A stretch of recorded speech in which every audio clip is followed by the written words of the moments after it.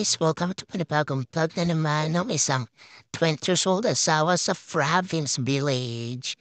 Ayan, two down basket. Ayan, nilinis ko na rin yan.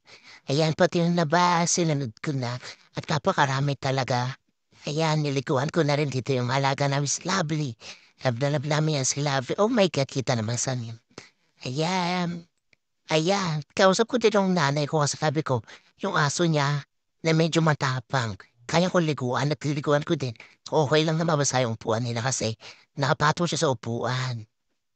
Ayan, ilipat ko na siya ng pwesto kasi pupunasan ko na siya.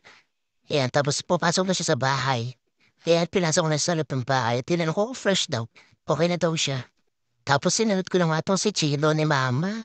Ayan, medyo makulit siya. Ang likot niya kasapos ang pikit niya. Ayan, kanina pa niya ako tinatalsik-talsik at ang hirap pa niya. Hirap pa niyang sabunin kasi dati kulay puting-puti siya tapos ngayon yellow na siya. Ayan talaga. Kuskus talaga kung kuskus sabi nga ni mama dyan. Okay na yan, matanda na kasi siya kaya ganyan na kulay niya medyo nanilaw siya. Siya po ay hindi talaga. Paglalaban ko to ayan pinunasan ko na talaga.